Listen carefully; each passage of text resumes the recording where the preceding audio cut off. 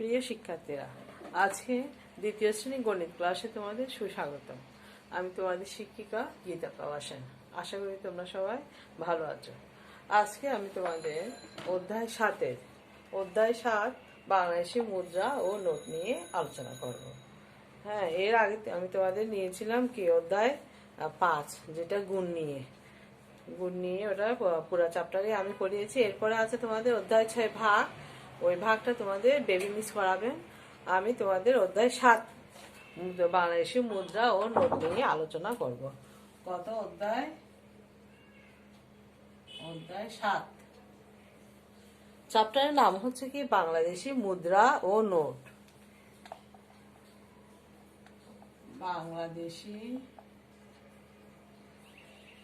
মুদ্রা ও নোট। বাংলাদেশি মুদ্রা ও নোট, পৃষ্ঠা নাম্বার 74। তাহলে তোমরা নিশ্চয়ই খাতা তারপর পেন্সিল বই নিয়ে বসেছ। পৃষ্ঠা নাম্বার 74 খুলো। বাংলাদেশি মুদ্রা ও নোট, এই তোমরা বইয়ের এখানে দেখো, প্রথমে হচ্ছে 1 টাকার মুদ্রা। তোমরা কয়েন চিনো নিশ্চয়ই। কয়েন 1 টাকার কয়েন দেখেছো, 2 টাকার কয়েন দেখেছো, 5 টাকার কয়েন দেখেছো। এই দেখো 1 টাকার কয়েন, 2 টাকার কয়েন, 5 টাকার কয়েন, যেগুলি বলো ওরকম বলে মুদ্রা। তারপর দেখো এই 10 টাকার নোট, যেমন এটা 10 টাকার নোট। এই একটা 5 টাকার কয়েন আর একটা 5 টাকার নোট মিলে কি 10 টাকা। তারপর 20 টাকার নোট, দুইটা 10 টাকা মিলে হয় কি 20 টাকা। এরপরে দেখো 50 টাকার নোট, দেখো এখানে দুইটা 20 টাকা, একটা 10 টাকা। তারপরে দেখো 100 টাকা, এখানে দেখো দুইটা 50 টাকা মিলে 100 টাকা। তাহলে আমরা আমাদের কি মুদ্রা কি নোট আছে আমরা দেখেছি? 5 টাকার নোট, 10 টাকার নোট, 20 টাকার নোট, 50 টাকার নোট, 100 টাকার নোট, 500 টাকার নোট, 1000 টাকার নোট। এই পর্যন্ত আমাদের দেশে বাংলাদেশে এই ধরনের এই কয়েকটা নোট আছে। কেমন? তাইলে দেখো এই নোটগুলি চিনে কি, যেমন ধরো তোমরা কি ঈদের মধ্যে সালামি পাও না? সালামি পেলে তারপরে ওগুলি কি করো?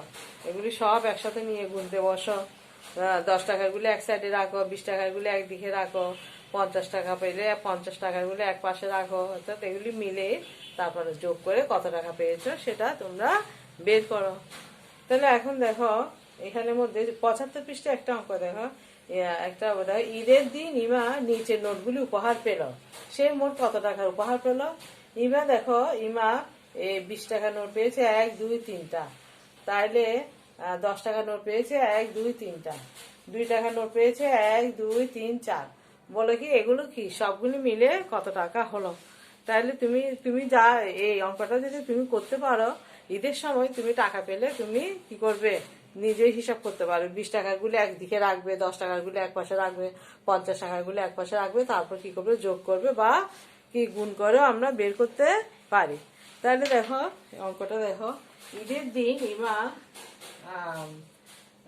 তাহলে ঈদের দিন ইমা পেল, লিখ ঈদের, এটা 75 পৃষ্ঠার অঙ্ক, 75 পৃষ্ঠা। ঈদের দিন ইমা পেল কি 20 টাকার নোট কয়টা? 20 টাকা নোট 3টি। তাহলে 20 টাকার নোট 3টি। তাহলে কি করবো? 20 গুণ 3। তাহলে দেখো কত টাকা? 60 টাকা। এরপরে দেখো 10 টাকার নোট, 10 টাকার নোট কয়টি? 3টি। তারপরে লিখা 10 টাকা নোট 3টি। 10 গুণ 3 সমান কত টাকা? 30 টাকা। এরপরে দেখো 2 টাকার নোট 4টা।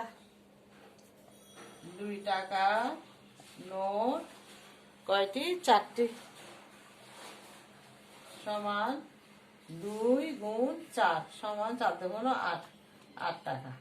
তোমরা যখন ঈদের সময় কি টাকা পাবে 20 টাকা 10 টাকার, ঠিক এই নিয়মে কি করে করে তারপর কি কত টাকা পেয়েছো সেটা বের করবে। এখন বলো, এখন দেখো, এখন বলছে কি সে মোট কত টাকা উপহার পেল? কে? ইমা। সে মানে কে? ইমা। সুতরাং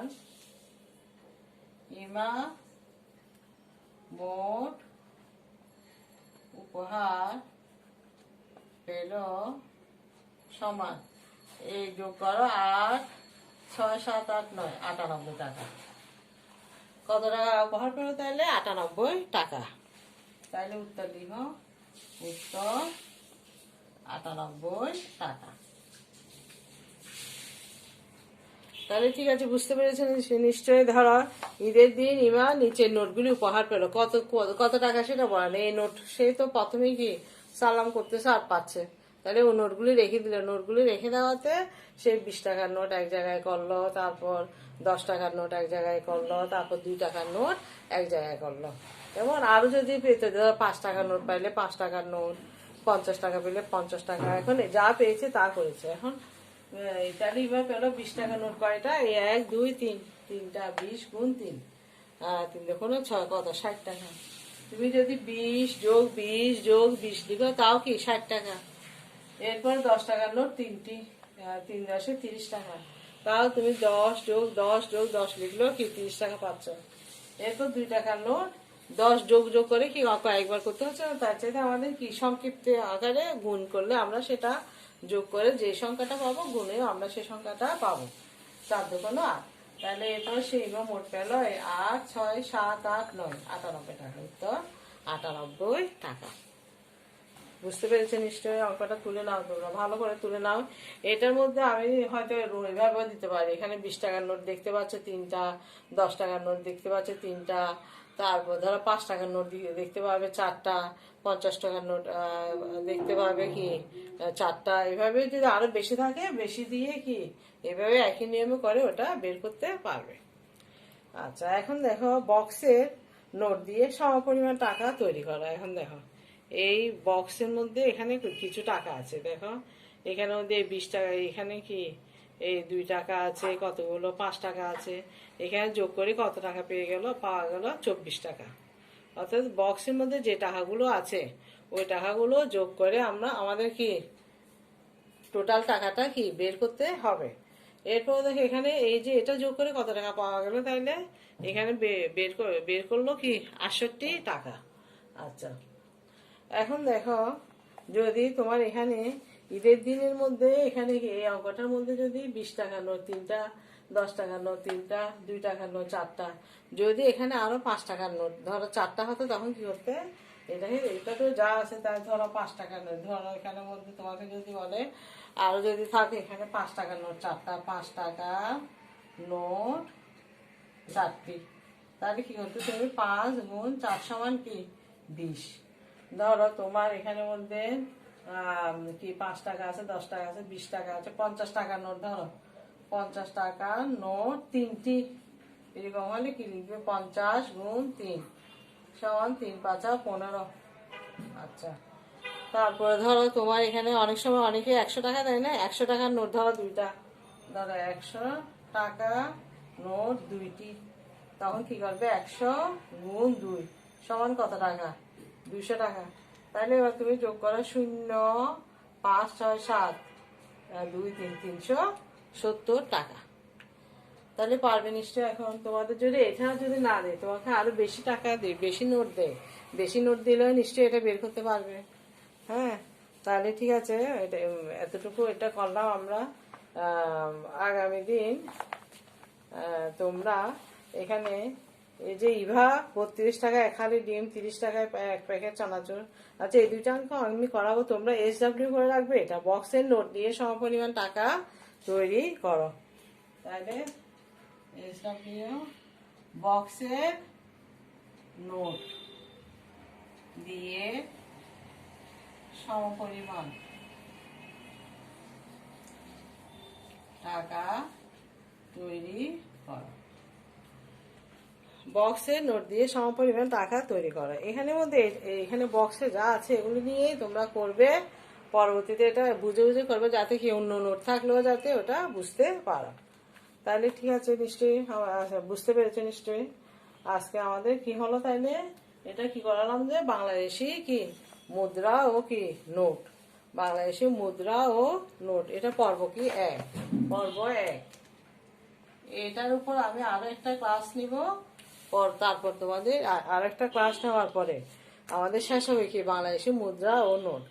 তাইলে তোমাদের কি কাজ হচ্ছে কি এটা সপরিমাণ টাকা তৈরি করবে। আর বাংলাদেশে আমাদের কয় কয় প্রকার মুদ্রা এবং কয় প্রকার নোট আছে এটা তোমরা গুনে গুনে বের করে রাখবে। কি কি নোট আছে, যেমন ধরো কিসে কিসে 2 টাকা 1 টাকার নোট আছে, 2 টাকা 1 টাকার নোট আছে, 2 টাকার নোট আছে, 5 টাকার নোট আছে, 10 টাকার নোট আছে, তারপর 20 টাকার নোট আছে, 50 টাকার নোট আছে, তারপর 100 টাকার নোট আছে, 500 টাকার নোট আছে, তারপর 1000 টাকার নোট আছে। তাইলে আমাদের বাংলাদেশের নোট কয়টা?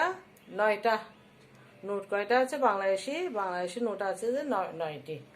এটা কি কি আছে সেটা তোমরা লিখে রাখবে। কি কি? 1 টাকার, 2 টাকার, 5 টাকার, 10 টাকার, 20 টাকার, তারপর 50 টাকার, তারপর 100 টাকার, তারপর 500 টাকার, তারপর 1000 টাকার। এগুলো হচ্ছে কি আমাদের কি বাংলাদেশি নোট। এটা তোমাদের সংক্ষিপ্ত প্রশ্ন থাকতে পারে, বাংলাদেশি নোট কয়টা প্রচলিত আছে? বাংলাদেশি নোট 9টি প্রচলিত আছে। তাহলে ঠিক আছে, আমরা এটা পড়লাম 74 পৃষ্ঠা, এটা 75 পৃষ্ঠার অঙ্কটা করলাম। তারপরে এই অঙ্কটা সবাই তুলে নাও। আর এটা আমি একটা এক্সট্রা অঙ্ক করালাম যে ধরো 5 টাকার নোট 4টা থাকলে কি করতে পারো, 50 টাকার নোট 3টা থাকলে কি করতে পারো, 100 টাকার নোট 2টা থাকলে কি করতে পারো। হ্যাঁ, তাহলে এটা করালাম। এরপরে এটা তোমরা এমনি দেখে রাখবে বক্সের মধ্যে, এখানে একটা নোটগুলি কি কি নোট আছে এটা যোগ করবে নিজেরা নিজেরা দেখে দেখে ভালো করে দেখে কোনটা কত টাকার নোট দেখে যোগ করবে। আচ্ছা ঠিক আছে, তাহলে বুঝতে পেরেছো নিশ্চয়ই আজকে এতটুকু। পরবর্তীতে আমরা কি এই যে বাংলাদেশের মুদ্রা এবং নোটের উপর আরো একটা ক্লাস নেব। তাহলে বুঝতে পেরেছো নিশ্চয়ই। ধন্যবাদ সবাইকে, ভালো থেকো।